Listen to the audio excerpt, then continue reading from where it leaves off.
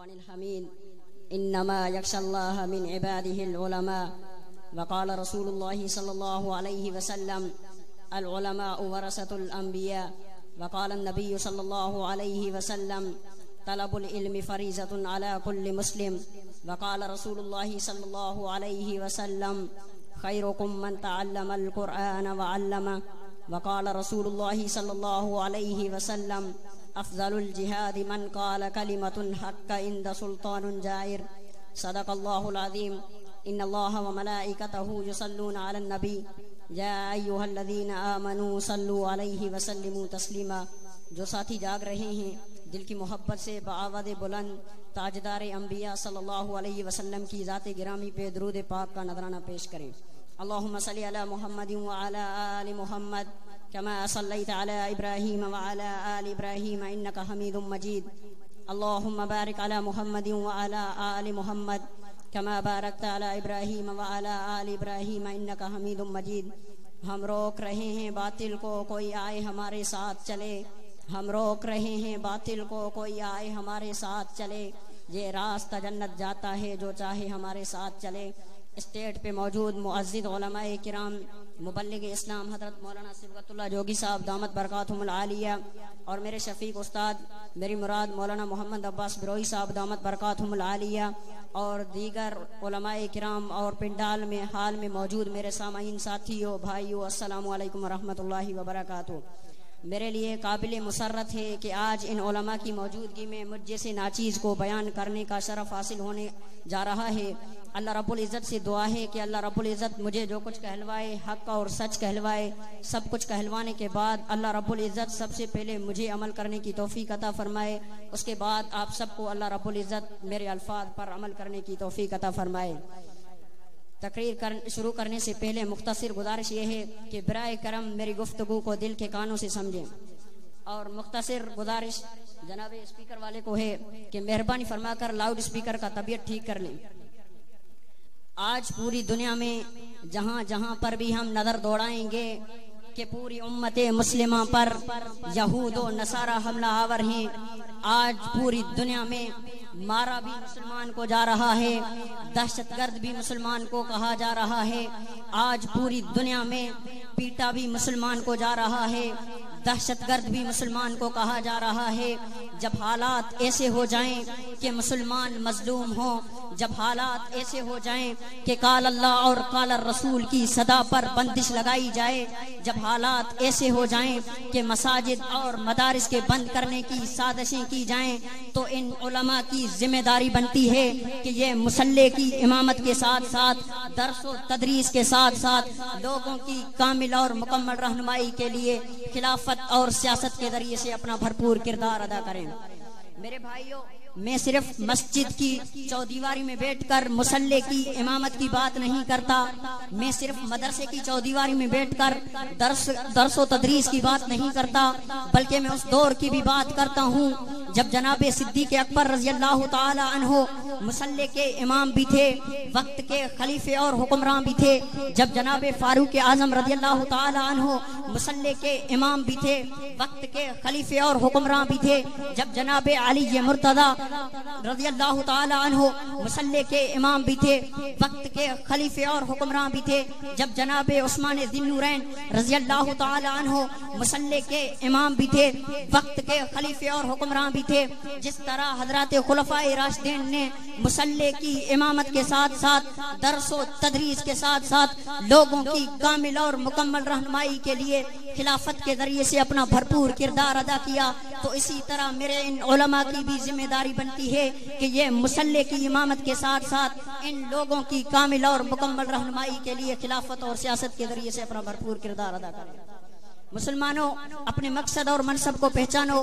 تمہارا مقصد اور منصب دنیا نہیں ہونا چاہیے, تمہارا مقصد اور منصب دوسروں کی چمچہ خوری نہیں ہونی چاہیے, تمہارا مقصد اور منصب دوسروں کی غلامی نہیں ہونی چاہیے, بلکہ تمہارا مقصد اور منصب لنخرج العباد من عبادت العباد الى عبادت رب العباد، یعنی لوگوں کو لوگوں کی بندگی سے نکال کر اکیلے وحدہ لا شریک لہ رب کے سامنے لانا تمہارا مقصد اور منصب ہونا چاہیے۔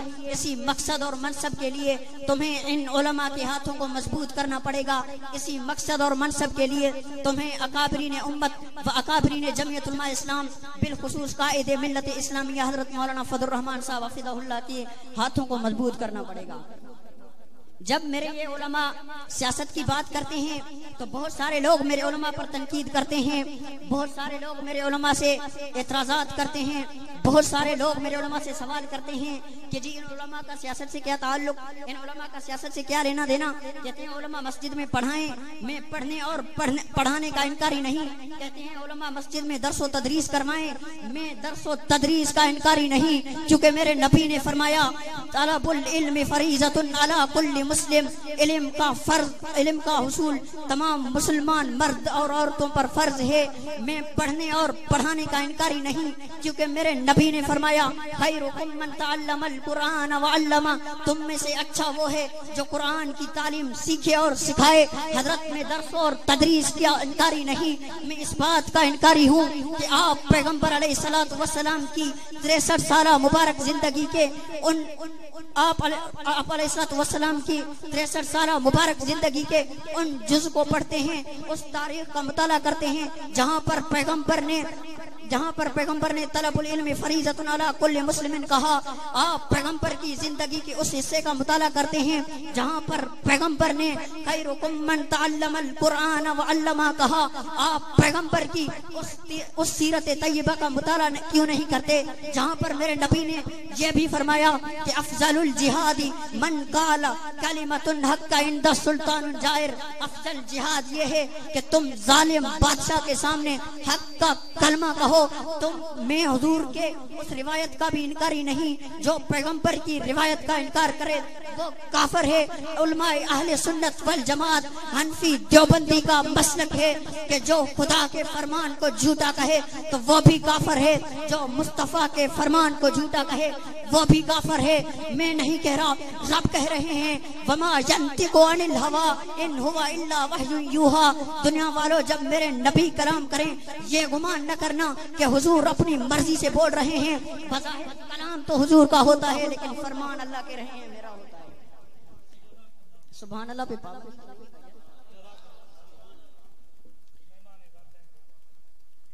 جب میرے علماء سیاست کی بات کرتے ہیں بہت سارے لوگ تنقید کرتے ہیں علماء کا سیاست سے کیا تعلق۔ یاد رکھو جہاں جہاں پر علماء کو مساجد اور مدارس کی چودیواریوں میں بند کر دیا گیا، جہاں جہاں پر علماء کو مساجد اور مدارس کی چودیواریوں تک محدود کر دیا گیا، کیا ہوا آپ کو پتا ہے؟ آپ اردن کو اٹھا لیں، آپ قطر کو اٹھا لیں، آپ قسطنطنیہ کو اٹھا لیں، تمام کے تمام مسلم ممالک ہیں لیکن وہاں پر علماء کا سیاست سے کردار چھینا گیا۔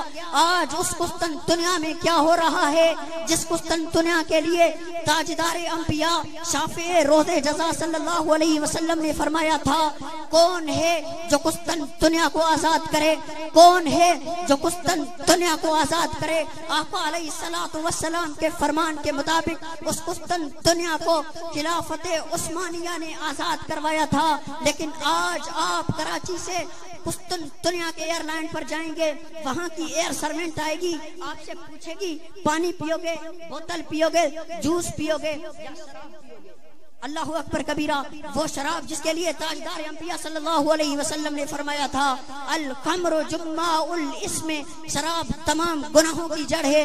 لیکن جہاں جہاں پر علماء کا سیاست سے کردار چھینا گیا وہاں وہاں پر گناہ سرعام ہو رہے ہیں، کوئی پوچھنے والا نہیں، وہاں وہاں پر قتل سرعام ہو رہے ہیں، کوئی پوچھنے والا نہیں۔ کہتے ہیں علماء کا سیاست سے کیا تعلق؟ ذرا ہم اپنے ملک پاکستان پر نظر ڈالیں کہ ہمارے وطن عزیز میں کیا ہو رہا ہے۔ یہ وہ ملک ہے، یہ وہ اسلامی جمہوریہ پاکستان ہے جس کا وجود باری تعالی نے لا الہ الا اللہ محمد الرسول اللہ کی بنیاد پر بخشا تھا، لیکن آج اس وطن عزیز میں کیا ہو رہا ہے؟ آج ملک پاکستان کے لوگوں کو ریاست مدینہ کا تصور دے کر کس حالت کی طرف گھسیٹا جا رہا ہے. ریاست مدینہ کا تصور دے کر کراچی کے 11 مساجد کو ٹارگیٹ بنایا گیا. ریاست مدینہ کا تصور دے کر سکھر کی زمزم مسجد کو گرانے کی دھمکی دی گئی. ریاست مدینہ کا تصور دے کر سندھ کے 11 مساجد کو ٹارگیٹ بنایا گیا. میں آپ سے پوچھنا چاہتا ہوں کہ کل کی ریاست مدینہ نے تو یہ فرمایا تھا من بنا للہ مسجدا بنى اللہ لہ بیتا فی الجنہ. کل کی ریاست مدینہ یہ کہہ رہی ہے کہ تم مسجدیں بناؤ، اللہ تمہارے لیے جنت میں گھر بنائیں گے. لیکن آج کی ریاست مدینہ یہ کہہ رہی ہے کہ تم مسجدیں گراؤ. بتاؤ تم کس ریاست مدینہ کو مانتے ہو؟ آواز سننا چاہتا ہوں بھائی، آواز تو کسی کی نہیں آ رہی. دونوں ہاتھ. آپ کس ریاست مدینہ کو مانتے ہو؟ کل کی ریاست مدینہ یہ کہہ رہی تھی کہ تم خدا کے احکام کو بجا لاؤ، لیکن آج کی ریاست مدینہ نے 2-3 ہفتے پہلے جو ثابت کر دیا وہ یہ کہنا چاہتی ہے کہ آپ خدا کے احکام کو توڑ دو. آج 2-3 ہفتے پہلے اسلام آباد میں کیا ہوا؟ علماء بیٹھے ہیں، مسجد میں بول رہا ہوں، باوضو بول رہا ہوں، ممبر رسول پر بول رہا ہوں، پوری ذمہ داری سے بول رہا ہوں. 2-3 ہفتے پہلے اسلام آباد میں کیا ہوا؟ اسلام آباد میں میری ماں اور بہنوں کو ریاست مدینہ کا تصور دے کر، آزادی کا نعرہ دے کر میری ماں اور بہنوں کو سڑکوں پہ لا کر ان کے ہاتھوں میں جو پینا فلیکس دیے گئے تھے وہ ذکر کرنے کے قابل ہیں. ان کے ہاتھوں میں جو پینا فلیکس دیے گئے تھے ان میں سے ایک پینا فلیکس پر لکھا تھا میرا جسم میری مرضی. اللہ اکبر. اگر تیرا جسم تیری مرضی ہوتی تو تو آج عورت نہ ہوتی، مرد بن کر کھڑا ہوتا. کیونکہ رب نے فرمایا وما تشاؤون الا ان یشاء اللہ. دنیا والوں تم نہیں چاہ سکتے جو میں چاہتا ہوں. کل کی ریاست مدینہ یہ کہہ رہی تھی کہ کوئی مائی کا لال اللہ کے حکم کے سوا نہیں چاہ سکتا، لیکن آج کی ریاست مدینہ یہ کہہ رہی ہے کہ آپ اللہ کے احکام کے بجائے جو کچھ چاہیں چاہ سکتے ہیں. کل کی ریاست مدینہ یہ کہہ رہی تھی کہ تم پیغمبر علیہ الصلوۃ والسلام کی غلامی کرو، لیکن آج کی ریاست مدینہ یہ ہے کہ ہمارے حکمران دوسروں کے دروں پہ جا کر دوسروں کے سامنے ہاتھیں پھیلا رہے ہیں، دوسروں سے قرضے لے رہے ہیں. آج کے ہمارا ہر مسلمان بچہ غیر ممالک کے لوگوں کا قرض خواہ ہے. کل کی ریاست مدینہ نے یہ سبق تو نہیں سکھایا تھا. آج کا ہر مسلمان بچہ دوسرے ممالک کے لوگوں کا قرض خواہ ہے. کل کی ریاست مدینہ نے یہ درس دیا تھا کہ تم کسی کے سامنے نہ جھکو، اگر تمہیں جھکنا ہے تو صرف اکیلے وحدہ لا شریک لہ کی چوکٹ پر جھکنا ہے. کل کی ریاست مدینہ نے ٹرمپ اور امریکہ والوں، یہودیوں اور نصرانیوں کی غلامی نہیں سکھائی تھی. کل کی ریاست مدینہ نے اگر کسی کی غلامی سکھائی تھی تو وہ تاجدار انبیاء شافع رود جزا صلی اللہ علیہ وسلم کی غلامی سکھائی تھی. لیکن آج کی ریاست مدینہ ایسی ہے کہ جو دوسروں کی غلامی کر رہی ہے. اللہ رب العزت سے دعا ہے کہ اللہ رب العزت ہم سب کو وطن عزیز سے پیار اور اسلام پر چلنے کی توفیق عطا فرمائے. میں نے جو کچھ کہا اللہ رب العزت منظور و مقبول فرمائے. اللہ رب العزت میرے ٹوٹے پھوٹے الفاظ کو منظور و مقبول فرمائے. اللہ رب العزت ہم سب کو دین کی اشاعت اور اطاعت کرنے کی توفیق عطا فرمائے. وما توفیقی الا باللہ. اسلام زندہ باد پاکستان. ماشاءاللہ. ہلا دیں گے زمین کو، ہلا دیں گے زمین کو نعرہ اللہ اکبر سے کہ جب تک خاک کے ذروں میں اتنی جان باقی ہے. یہ ظالم کیا سمجھتے ہیں جو اپنی دل میں بہکے ہیں، ابھی تو کربلا کا آخری میدان باقی ہے. ہی ہوا فاضل نوجوان محترم سعید احمد جکھرانی صاحب جن اواں جے ساموں بہترین انداز سان فساد کے لحاظ میں بہترین تقریر کئی. الحمدللہ پانچے مہمان کھا انعام دستار